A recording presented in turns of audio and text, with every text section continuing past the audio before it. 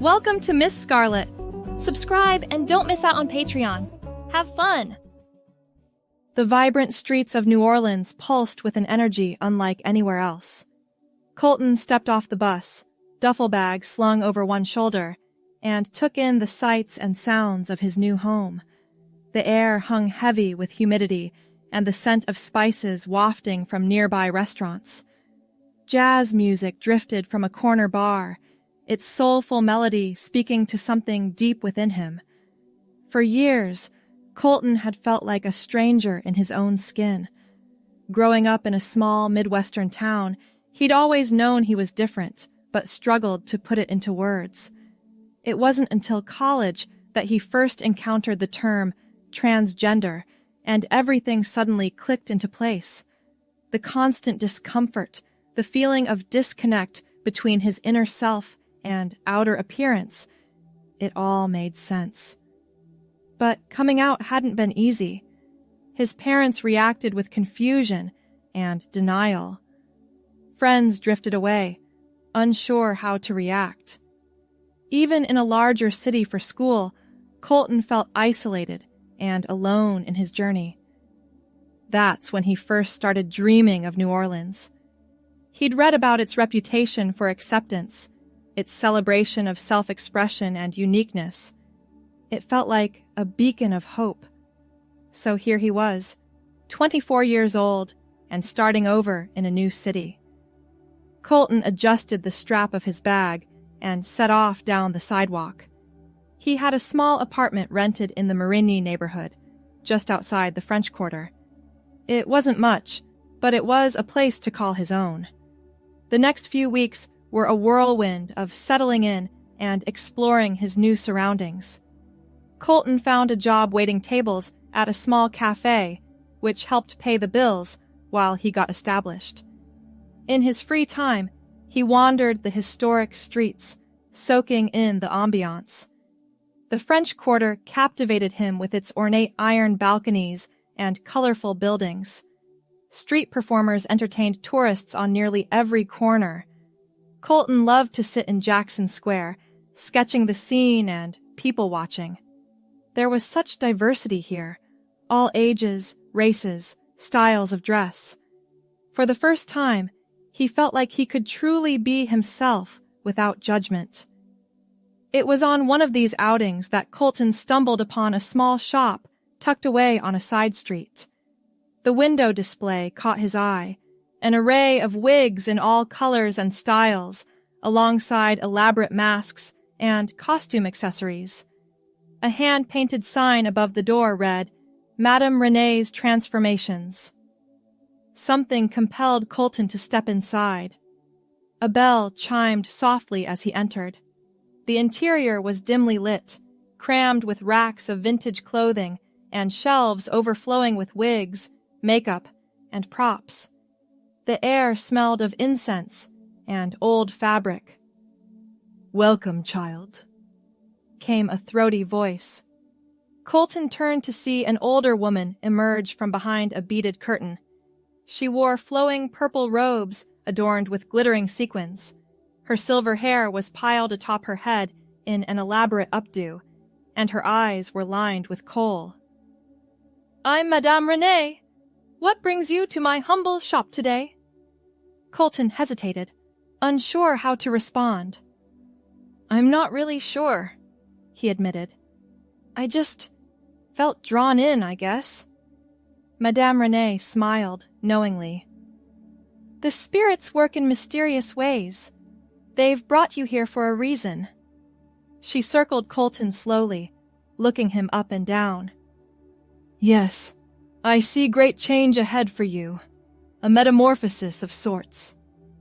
A shiver ran down Colton's spine. It was as if this strange woman could see right into his soul. "How did you know?" he whispered. "My dear, I've been helping people find their true selves for longer than you've been alive," Madame Renee replied. "Now tell me, who is it you long to become?" The question hung in the air between them. Colton's heart raced. He'd never spoken the words aloud before, but in this moment, They came tumbling out. "Her name is Eliza," he said softly. "She's who I've always been inside." Madame Renee's eyes sparkled. "Then let's help Eliza step into the light, shall we?" What followed was a crash course in transformation. Madame Renee took Colton under her wing, teaching him the art of makeup application, how to style wigs, and tips for creating a more feminine silhouette with clothing. She had an encyclopedic knowledge of drag and theater costuming that proved invaluable. Colton threw himself into learning everything he could. He practiced makeup looks for hours in front of the mirror, experimenting with contouring techniques and bold eyeshadows. YouTube tutorials became his constant companion. Slowly but surely, Eliza began to emerge. The first time Colton saw her fully realized in the mirror, wearing a flowy floral dress, auburn wig styled in loose waves, makeup artfully applied, he broke down in tears. It was like seeing himself clearly for the first time. With Madame Renee's encouragement, Colton began venturing out as Eliza.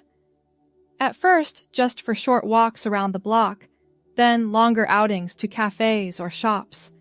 Each time got a little easier, a little more comfortable. The city embraced Eliza with open arms. No one batted an eye at a tall woman in a sundress and heels strolling down Bourbon Street.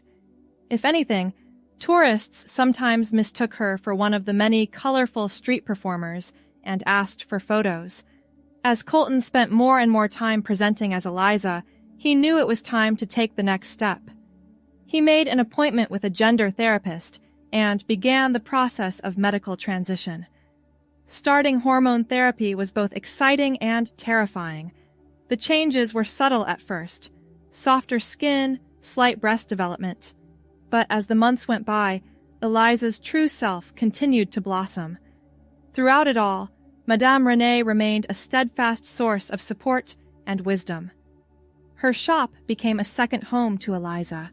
She would stop by several times a week, often helping out around the store in exchange for makeup lessons or fashion advice. It was Madame Renee who first suggested Eliza pursue makeup artistry as a career. "You have a natural talent, my dear," she said one afternoon as Eliza practiced a dramatic smoky eye look. "Why not put it to use?" The idea took root. Eliza began offering her services to fellow performers in the French Quarter, doing makeup for drag shows and burlesque performances. Word of her skills spread quickly. Soon she was booking regular gigs and building a loyal clientele. One of her favorite regular clients was Miss Scarlett O'Hara, a statuesque drag queen who headlined shows at a popular Bourbon Street club. Scarlett took Eliza under her wing, introducing her to key players in the local LGBTQ+ community and drag scene. "Honey, you've got magic in those hands," Scarlett drawled as Eliza put the finishing touches on an elaborate red and gold eye look. "But more importantly, you've got heart. This community will lift you up if you let it." Those words proved prophetic. As Eliza settled into her new identity and career, she found herself surrounded by a chosen family of fellow queer and trans individuals. They celebrated her victories and supported her through the challenging days. There were still difficult moments, of course. The first time Eliza called home to tell her parents about her transition did not go well. Her father hung up on her, and her mother's tearful pleas to just come home and be normal again were heart-wrenching. But Eliza refused to let those setbacks derail her progress. She threw herself into her work, continuing to hone her craft. Her reputation as a skilled makeup artist continued to grow. She even started a YouTube channel sharing tutorials and product reviews, which quickly gained a following. As her confidence grew, Eliza began to experiment more with her personal style.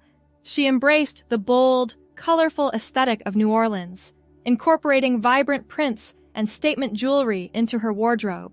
Her makeup looks became more daring: graphic winged eyeliner, glittery cut creases, ombre lips in every shade of the rainbow. One sweltering summer evening, Eliza was getting ready for a night out with friends. She opted for a teal off-the-shoulder top paired with high-waisted white shorts that showed off her long legs. Her auburn hair was styled in beachy waves, and she'd done a sunset-inspired eye look with shades of orange, pink, and purple blended seamlessly. As she applied a final swipe of glossy nude lipstick, Eliza caught her reflection in the mirror. For a moment, she was transported back to that first glimpse of her true self in Madame Renee's shop. The journey since then hadn't always been easy, but looking at the confident woman staring back at her now, Eliza knew it had all been worth it. She headed out into the humid night, the sounds of jazz and laughter spilling from nearby bars. The streets were alive with energy, tourists and locals alike enjoying the vibrant nightlife. Eliza felt a sense of belonging wash over her. This was home now, not just the city, but the person she'd become. Her phone buzzed with a text from Scarlett. "You ready to paint the town red, sugar?" Eliza smiled and quickened her pace. Another adventure awaited, and she couldn't wait to see what the night had in store. As she rounded the corner onto Bourbon Street, Eliza nearly collided with a group of rowdy bachelor party revelers. One of them, a broad-shouldered man in a polo shirt, reached out to steady her. "Whoa there, beautiful," he slurred, giving her an appreciative once-over. "Why don't you join us for a drink?" A year ago, such an encounter would have filled Eliza with anxiety, but now she just laughed and gently extricated herself from his grasp. "Thanks, but I've got plans," she said, with a wink, before continuing on her way. She met up with Scarlett and a few other friends at their favorite drag bar. The music was pumping and the dance floor was packed.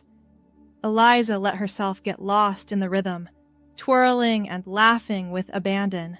Later, as they caught their breath at the bar, Scarlett nudged Eliza's shoulder. "Look who just walked in," she said with a nod toward the door. Eliza turned to see a striking woman with close-cropped platinum hair and multiple ear piercings. She wore ripped black jeans and a vintage band tee, exuding an effortlessly cool vibe. "That's Zoe," Scarlett explained.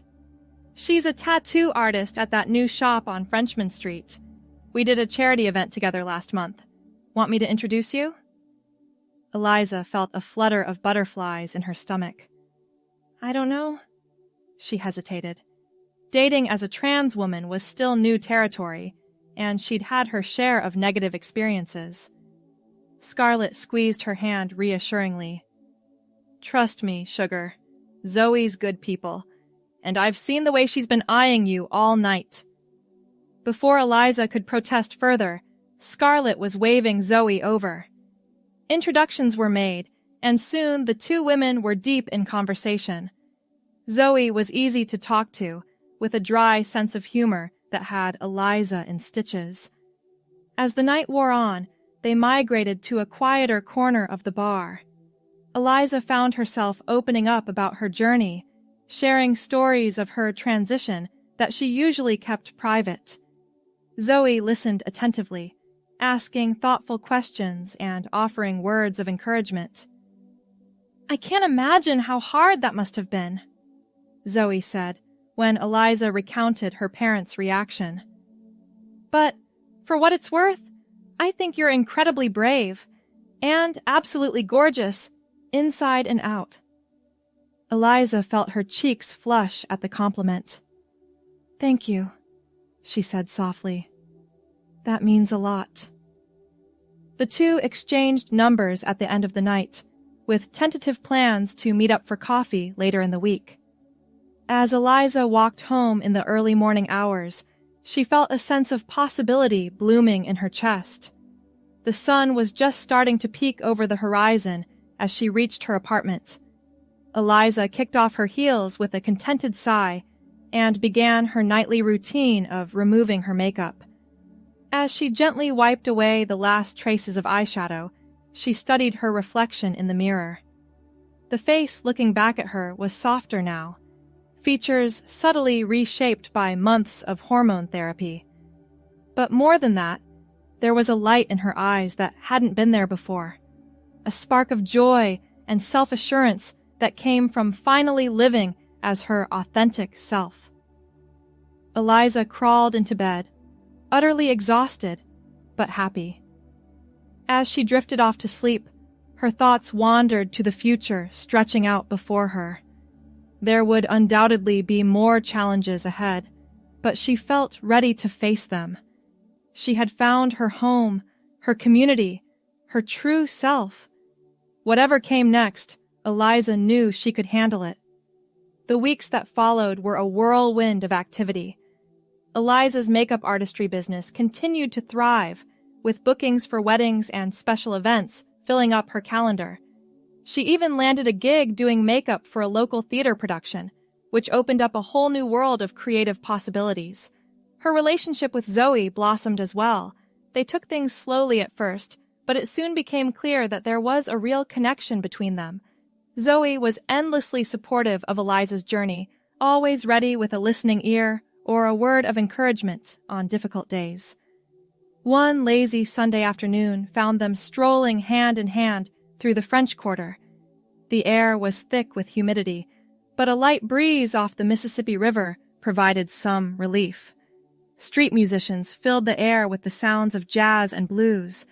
They stopped to browse a local art market, admiring paintings and handmade jewelry displayed on folding tables. Eliza's eye was caught by a delicate silver pendant in the shape of a butterfly. "It's beautiful," she murmured, running a finger along its intricate wings. Zoe smiled and pulled out her wallet. "Consider it an early birthday present," she said, handing cash to the vendor before Eliza could protest. As Zoe fastened the necklace around Eliza's neck, she pressed a soft kiss to her cheek. "A butterfly for my beautiful butterfly," she said, "to remind you of how far you've come." Eliza felt tears prick at the corners of her eyes. She turned to face Zoe fully, cupping her face in her hands. "Thank you," she whispered, before leaning in for a proper kiss. The moment was interrupted by the chiming of Eliza's phone. She pulled back with an apologetic smile and fished the device from her purse. Her eyes widened as she saw the caller ID. "It's my mom," she said, a mixture of hope and trepidation in her voice. She hadn't spoken to either of her parents in months, not since that disastrous coming-out call. Zoe squeezed her hand supportively. "Do you want some privacy?" Eliza shook her head. "No, please stay." She took a deep breath and answered the call. "Hello? Colton?" Her mother's voice was hesitant. "I mean, Eliza, is this still the right number for you?" "Yeah, Mom. It's me!" Eliza replied, her heart racing. "Is everything okay?" There was a long pause on the other end of the line. "I've been doing a lot of thinking," her mother finally said, "and talking with your father. We miss you, sweetheart. We want to try to understand." Eliza felt tears spill over onto her cheeks. "Really?" she choked out. "Really," her mother confirmed. "We love you, no matter what. It might take some time for us to fully wrap our heads around everything, but we want to be part of your life, if you'll let us." They talked for nearly an hour, Eliza filling her mother in on the broad strokes of her life in New Orleans. There were still awkward moments and missteps, but it was a start. By the end of the call, tentative plans had been made for her parents to visit in a few months' time. As Eliza hung up, she felt as if a weight had been lifted from her shoulders. She turned to Zoe, who had been a steady presence throughout the emotional conversation. "They want to try," she said, still slightly in shock. "They actually want to be part of my life." Zoe pulled her into a tight hug. "I'm so happy for you, babe. You deserve all the love and support in the world." They made their way to a nearby cafe, where Eliza recounted the conversation in more detail over iced coffees. As she talked, she absent-mindedly fiddled with the butterfly pendant around her neck. "You know," she mused, "when I first came to New Orleans, I felt like a caterpillar hiding in a cocoon. I knew who I wanted to be, but I was scared to show my true colors." She smiled softly. "But this city, and the amazing people I've met here, you, Madame Renee, Scarlett, everyone, you've all helped me spread my wings. For the first time in my life, I feel like I'm really flying." Zoe reached across the table to lace their fingers together. "And you're absolutely beautiful in flight," she said. "I can't wait to see where your journey takes you next." As the sun began to set, painting the sky in brilliant shades of orange and pink, Eliza felt a profound sense of peace settle over her. The road ahead might not always be smooth, but she was no longer afraid to face it. She had found her home, her family, her authentic self. Thanks for watching, my girlies! Be sure to check out Patreon for more!